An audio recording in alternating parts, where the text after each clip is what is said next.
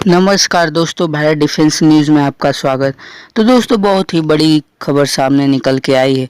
चीन के खिलाफ ब्रिटेन ने अपनी नौसेना को भेज दिया है और नौसेना के साथ साथ पूरा जंगी बेड़ा फॉरवर्ड लोकेशन पे भेजा जाएगा। साउथ चाइना सी के आसपास डिप्लॉय किया जाएगा। इस वीडियो में हम आपको बताएंगे कि ब्रिटेन ने ऐसा फैसला क्यों लिया और इससे क्या असर होगा साउथ चाइना सी में, और भारत का क्या क्या फ़ायदा होगा और क्या क्या नुकसान होने वाला। तो चलिए वीडियो को शुरू करते हैं।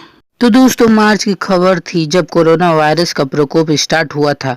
तब ब्रिटेन HMS क्वीन एलिजाबेथ, बहुत ही एडवांस एयरक्राफ्ट कैरियर है, उसे भेजा था साउथ चाइना सी में पेट्रोलिंग के लिए। उस समय खबर ये सामने निकल के आई थी कि चाइना का विरोध हुआ था। तब यूनाइटेड किंगडम ने क्वीन एलिजाबेथ एयरक्राफ्ट कैरियर को वापस कर लिया था।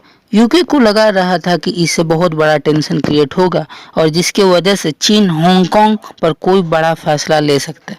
तब उस समय थोड़ा सा दबाव में आ गया था ब्रिटेन और उसे क्वीन एलिजाबेथ एयरक्राफ्ट कैरियर को वापस बुला लिया, क्योंकि उस समय ब्रिटेन को लगा कि अगर वो ऐसा करेगा तो चाइना उसके एहसान को नहीं मानेगा और हांगकांग पर कोई बड़ा फैसला नहीं लेगा।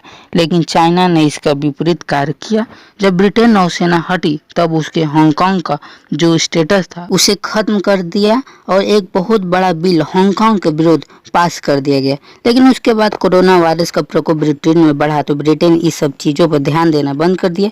लेकिन वहाँ पर चीज़ें थोड़ी थोड़ी बदलती दिख रही है और ब्रिटेन की जनता का दबाव भी है ब्रिटेन सरकार पर। ब्रिटेन का जो सरकार है उसे हांगकांग मुद्दे को ऐसा नहीं उठाया जैसे उठाना चाहिए था। आपको बता दूं कि 1997 में ब्रिटेन का ही पार्ट हुआ करता था हांगकांग, लेकिन उसके बाद उसे हैंड ओवर कर दिया गया चाइना को अगले 50 सालों तक, यानी 2045 तक। इससे ऑटोनोमस रीजन बनाए रखना होगा, यानी इसे कोई इंटरफेरेंस नहीं करेगा। ये डील हुई थी चाइना के साथ। लेकिन आप लोग जानते हैं कि चाइना अलग अलग बिल लाकर हांगकांग की स्वायत्ता को खत्म कर ही दिया लगभग, लेकिन पूरी दुनिया इस पे चुप थी। लेकिन जब गलवान घाटी की हिंसा हुई तो उसकी गूंज पूरी दुनिया में सुनाई दी, क्योंकि भारत ने चीन के सामने खड़े होकर जिस हिसाब से चुनौती दी है, पूरी दुनिया चीन के डर रही थी। उन्हें लगा कि हम भी चीन को चुनौती दे सकते हैं।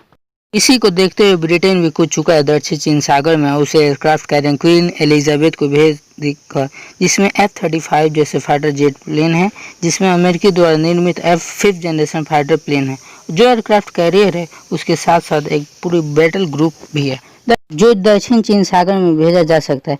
जिससे क्या इफेक्ट होगा? इससे इफेक्ट ये होगा कि पहले ही वहाँ पे ऑस्ट्रेलिया, जापान, अमेरिका, भारत जैसे महत्वपूर्ण एक बहुत बड़ी नौसेना है, जिसकी वजह से चीन के साथ साथ इतनी ज़्यादा नौसेना है जिससे क्रैश की संभावना भी बनता है।